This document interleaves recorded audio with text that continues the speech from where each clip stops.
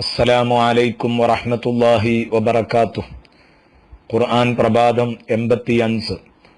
അൽഹംദുലില്ലാഹി റബ്ബിൽ ആലമീൻ വസ്സലാത്തു വസ്സലാമു അലാ സയ്യിദിൽ മുർസലീൻ വഅലാ ആലിഹി വസ്വഹ്ബിഹി കുല്ലിഹിം അജ്മഈൻ. അമ്മാ ബഅദ്. ബിസ്മില്ലാഹിർ റഹ്മാനിർ റഹീം.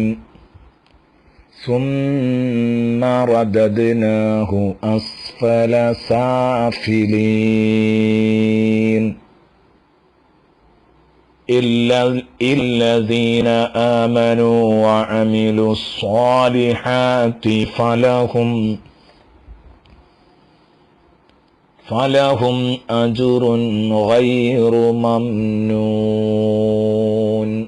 صدق الله مولانا العظيم وصدق وبلغ رسوله النبي الكريم ونحن على ذلك من الشاهدين الشاكرين والحمد لله رب العالمين. പ്രിയപ്പെട്ട സുഹൃത്തുക്കളെ, സൂറത്തു തീനിന്റെ വിശദീകരണത്തിലാണ് നാം ഉള്ളത്. ഇതുവരെ നാം പറഞ്ഞു വെച്ചത്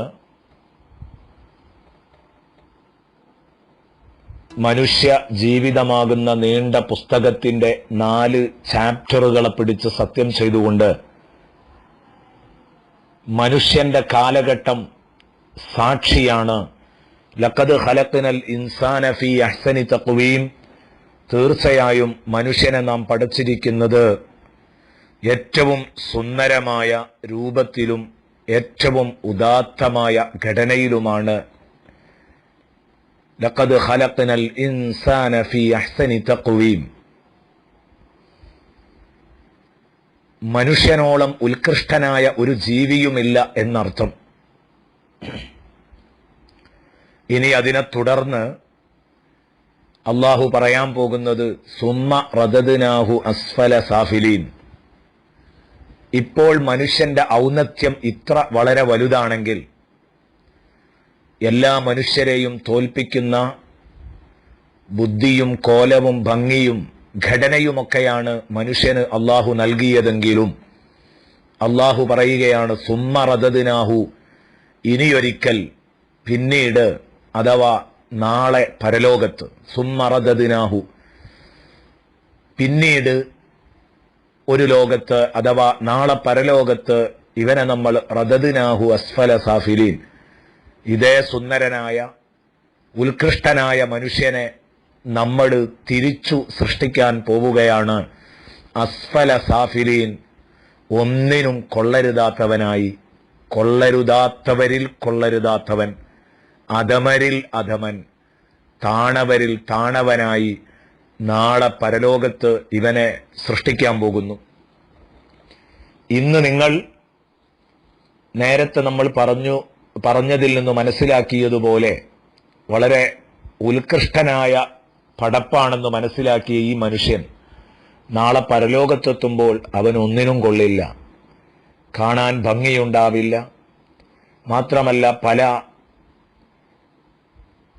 ജീവികളുടെയും രൂപത്തിൽ വരെ അവനെ നാളെ മഹ്ശറിൽ പുനരുത്ഥാനം ചെയ്യിപ്പിക്കപ്പെടും എന്നൊക്കെ ഹദീസുകളിൽ വായിക്കാൻ കഴിയും.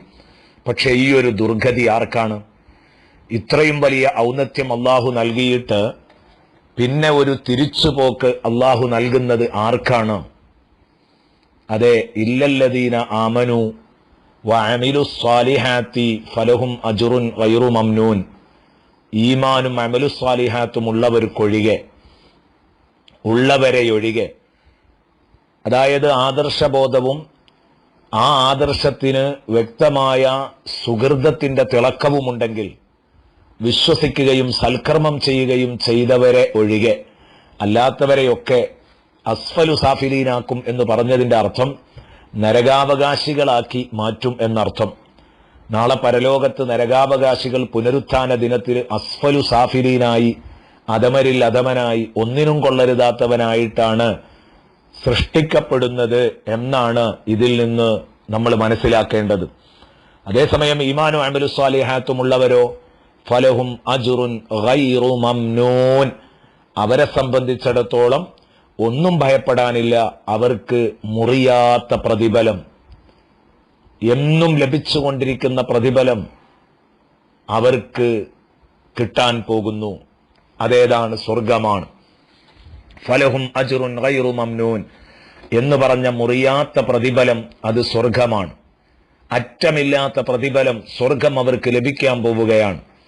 അവർ ഇവിടെ ഉത്തമരും ഉത്കൃഷ്ടരും സുന്ദരന്മാരുമായിരുന്നുവെങ്കിൽ പരലോകത്ത് അതിനേക്കാളേറെ സൗന്ദര്യം, ഔന്നത്യം, അതുപോലെ തന്നെ അല്ലാഹു റബ്ബുൽ ഇസ്സത്ത് അവർക്ക് ഇതിലേറെ ഉയർച്ചയും എല്ലാ നിലയിലുള്ള അന്തസ്സും നൽകുന്ന ലോകമാണ് പരലോകം.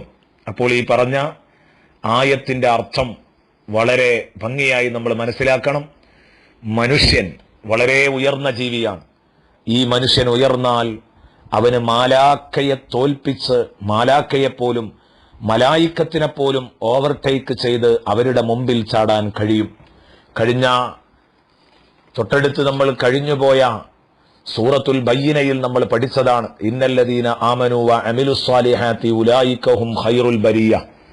ഈമാനും അമിലുസ്സാലിഹാത്തും ഉള്ളവർ അള്ളാഹുവിന്റെ പടപ്പുകളിൽ ഏറ്റവും അത്യുത്തമരാണ്. ദുനിയാവിലും അങ്ങനെയാണ്, നാളെ ആഖിറത്തിൽ തീർച്ചയായും അങ്ങനെയാണ്. അതേസമയം ഈ ഈമാനും അമലുസ്സാലിഹാത്തും ഇല്ലെങ്കിലോ അവർ പരാജയത്തിലാണ്. അവരുടെ കഥ കണ്ടവരില്ല.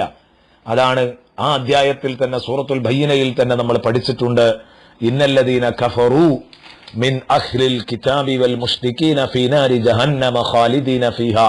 നന്ദികെട്ട വർഗം എന്നും നരകത്തിൽ ശാശ്വതമായി കഴിയേണ്ടി വരും എന്ന് പറഞ്ഞിട്ട് അവിടെ സൂചിപ്പിച്ചു, ഉലൈക ഹും ശർറുൽ ബരിയ, അവർ അല്ലാഹുവിന്റെ പടപ്പുകളുടെ കൂട്ടത്തിൽ ഏറ്റവും മോശപ്പെട്ടവരാണ്. അപ്പോൾ മനുഷ്യൻ ഉയർന്നാൽ മലക്കിനേക്കാൾ ഉയരാം, മനുഷ്യൻ അധപ്പതിച്ചാൽ മൃഗങ്ങളെക്കാൾ അധപ്പതിക്കാം. അതാണ് ഈ ആയത്തിന്റെ അർത്ഥം.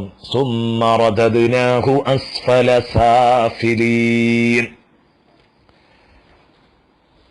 പിന്നീടൊരിക്കൽ ഈ മനുഷ്യനെ നാം ഒന്നിനും കൊള്ളരുതാത്ത അധമരിൽ അധമനായി, താണവരിൽ താണവനായി മടക്കി സൃഷ്ടിക്കാൻ പോകുന്നുണ്ട്. നരകാവകാശിയായി പടക്കാൻ പോകുന്നു നാളെ പരലോകത്തിൽ എന്നർത്ഥം. ആരെയൊഴികെ? ഇല്ലല്ലദീന ആമനു വ അമിലുസ്സാലിഹാത്ത്, ഈമാനും അമലുസ്സാലിഹാത്തും ഉള്ളവരെയൊഴികെ. ഫലഹും അജ്റുൻ ഗൈറു മംനൂൻ, അവർക്ക് എന്നും തുടർന്ന് ലഭിക്കുന്ന മുറിയാത്ത അനന്തമായ പ്രതിഫലം അവർക്ക് ലഭിക്കുന്നതാണ്. അല്ലാഹു റബ്ബുൽ ഇസ്സത്ത് ആ ഉത്തമ വിഭാഗത്തിൽ നമ്മളെ പെടുത്തിത്തരട്ടെ. അതേസമയം ഒന്നിനും കൊള്ളരുതാത്തവർ എന്ന് പറഞ്ഞ അസ്ഫലു സാഫിലീൻ എന്ന് വിശേഷിപ്പിച്ചവരിൽ നിന്ന് അല്ലാഹു നമ്മെ കാക്കട്ടെ. ആമീൻ എന്ന് ദുആ ചെയ്യുന്നു. അസ്സലാമു അലൈക്കും വറഹ്മത്തുള്ളാഹി വബറകാതുഹു.